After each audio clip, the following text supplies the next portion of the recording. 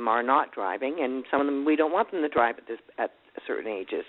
So they're having to take the taxis, and it's a strain on their pensions, and not even talking about seniors. I mean, there's a lot of young people that can't afford a car, and just to go into town to do their regular shopping or go see their doctors, there's no bus services provided. So I'd like to know what you're thinking about doing about that.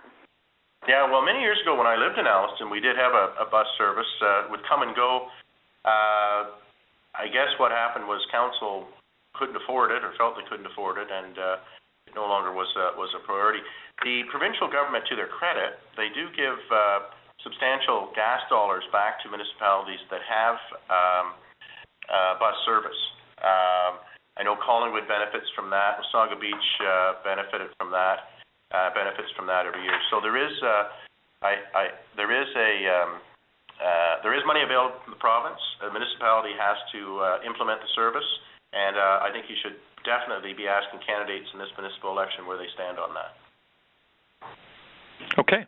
Thanks so much for your call. We're going to move on to another caller now, another from Alliston, actually, who has a question about what you do for rural Ontario, I think, but I may not have the specifics of it. Caller, are you on the line? Hello? Caller, are you on the line with a question for Jim Wilson? Yes. Go ahead.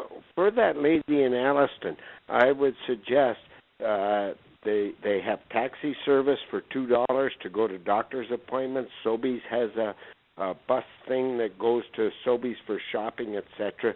So I think she should look into that. Okay, but what's your question for Jim Wilson this evening, sir? My question for Jim Wilson is, we have the Ontario Arts Centre, we have the museum, we have all this money that goes into Toronto, we have all this money that's being spent on consultants, etc. I believe that when the Conservative government takes over next time, that money should be spent for people. In other words, if it isn't good and being spent in a correct way, then it shouldn't be spent at all. Well, thank you very much. In other words,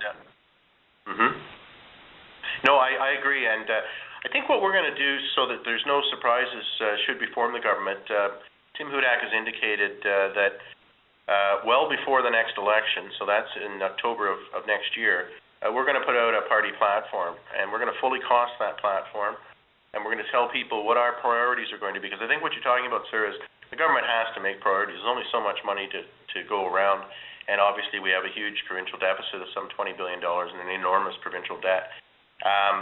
So we're going to tell people where we're going to spend it. Our priorities are going to be people-oriented. You're absolutely right, and we're going to try and give some tax relief to families. So we do want to hear from people exactly what they think their priorities are. As you know, haveyourSayOntario.ca was a website, and I'll also be mailing it out to people's homes as a householder. It's a it's a question survey with 54 questions, one of the largest ever put out by a political party in Canada. And certainly, I hope you'll take the time then to tell us what your priorities are. That's what this call tonight is about, and we're going to then get back to the people of Ontario before the next election and tell them what we've heard and what we think our priorities will be when we form the government, or if we form the government, if we have the privilege. So thank you, sir. Now, we're going to take a couple more questions, Jim, but I did want to ask you, I know you work a lot on presenting petitions from your area, the real views of people in the area at Queen's Park. Can you tell us what petitions are you putting forward lately? Well, we've got a new one because of quite a demand in the riding and across the province for multiple cirrhosis sufferers and their families to have the Ontario government do what Saskatchewan and other governments are doing, and that is to start a pilot project on liberation therapy. I mentioned in my remarks at the beginning, traffic lights on Highway 89 in front of Greenbrier. We get a tremendous number of people asking when the lights are going to go up, and of course they had been announced by Frank Cleese under the PC government, and the money had gone to the local Transportation Office, and then the Liberals cancelled that project. Of course, the medical labs for Tottenham, Stayner, and Elmville, to get them reopened.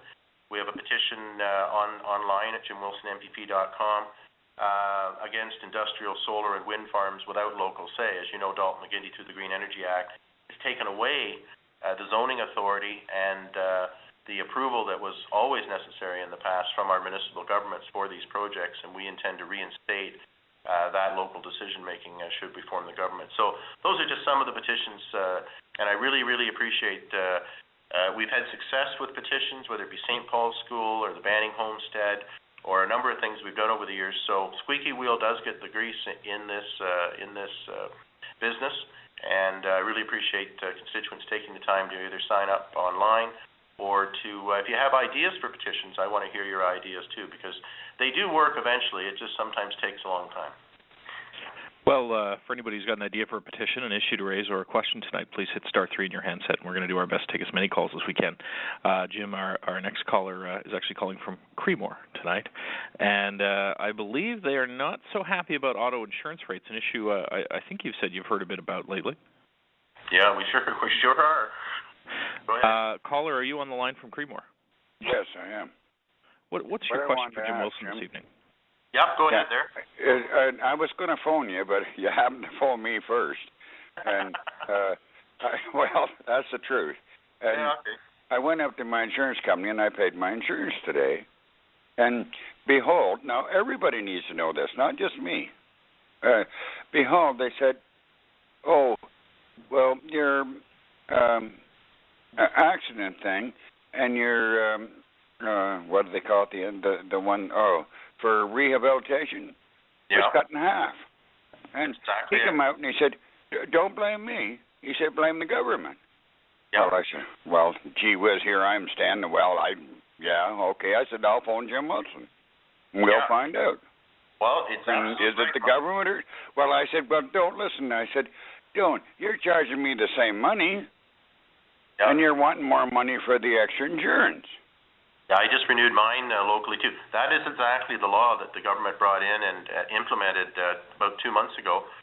Dalton McGuinty, rather than going after people that are cheating the system, we estimate, and the Insurance Bureau estimates, about $1.3 billion the government could save and pass those savings on to us in our insurance while keeping our old coverage, if they just went after the cheaters and the people that are faking accidents and stuff like that. But he chose to go after our coverage, and I get exactly half. You get exactly half of the benefits that you used to have before, just 3 or 4 months ago. So people are, as they're renewing, just like yourself, are starting to call me and tell me that. We did a lot in opposing it in the legislature, but the government rammed it through with its majority.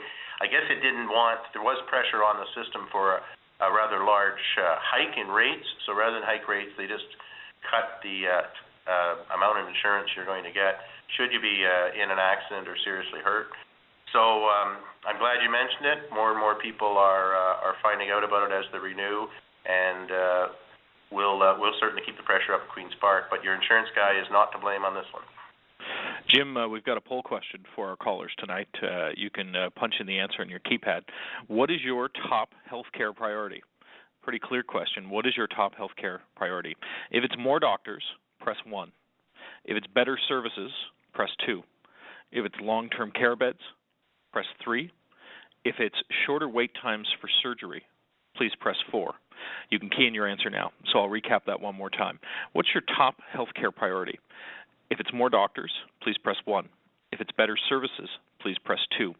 If it's long-term care beds, please press 3. If it's shorter wait times for surgery, please press 4. So as we total up those poll questions, as people enter them now on their keypads, what their top priority in healthcare is. Jim, do you want to take another caller? That'd be great. Okay, we've got Inga, who's called in from New Tecumseh.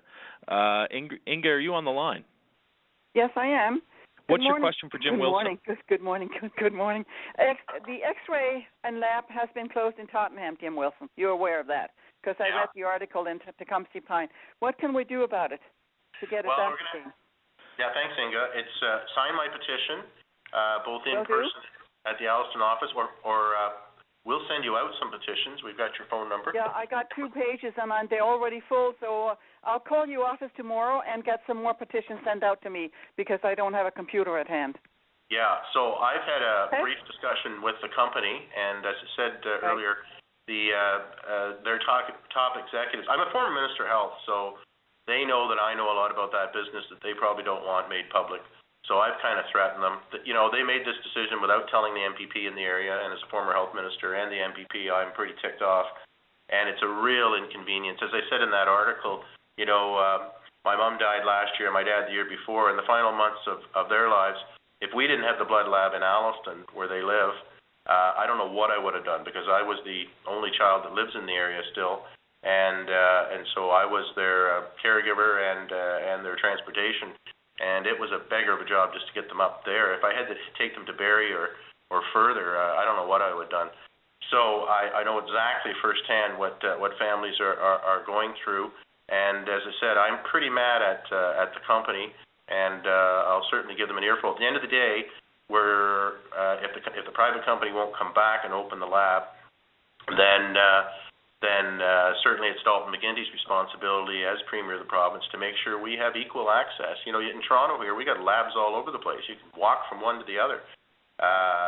The fact is, small town Ontario is being ripped off already. We're paying over $3 billion in health tax every year. That new tax that Dalton McGuinty brought in after his first election, said he wasn't going to tax us anymore, higher. And we're getting less service for it. So thanks, Inga, and help me to keep the pressure on. Jim, we've got the poll results. Now, I don't know how scientific these are, but we've had more than 4,100 people connect with us tonight for some part of our electronic town hall. So when we asked them what their number one priority was in healthcare, coming in at number 4, or fourth in priority, long-term care beds. 18% of people said long-term care beds. Coming in third, more doctors. 25% said more doctors. The second most cited item, better services, at 28%. And finally, the top of the list, although they were pretty close, was shorter wait times for surgery at 29%. That's what people thought of for healthcare tonight. So before we take up any more time, we want to get as many callers on the line tonight as we can. We're going to go to a caller in Stayner, who's got, I think, a question about highways tonight. Caller, are you on the line? Do we have a caller on the line from Stayner with a question for Jim Wilson? Yeah, hi, Jim. I just wanted to know what the status of the Highway 26 bypass was. Well, good question. As of last week, as you know, because they canceled it a few years ago after we got it about a third done, and it's been ridiculous. They've had to go out and cut down the vegetation each year and waste money doing that rather than paving the highway. But as of last week, they re-announced that they were going to start again, some work this year and completion next year. As I said to reporters that were asking me about it earlier this week, I'll believe it when we're actually driving on it. But I think, we're in the fourth quarter in the political business. This is we're going into the fourth year of a 4-year term of Dalton McGuinty in office since 2007. So I think he wants to get it finished before the October 2011 election, because I don't think he wants me to run on it anymore. And I think they're having a hard time getting a Liberal candidate in our area, because it's embarrassing for anyone that wants to run that thing's out there and about half finished, not even that. It was so bad, as you know, they had to redo some of the environmental assessments because it's been so long since we actually started the project. And just finally, I don't know why we bothered to vote at Queen's Park on budgets. That money, $34 million, was put in Ernie Eves' last budget when he was finance minister. So a year before he was actually premier for about a year and a half, he had approved that highway, and it's actually in that budget. And yet, when the Liberals came in, we never re-voted on any of that. They just took the money and put it somewhere else and canceled our project. But I think we're back on track now.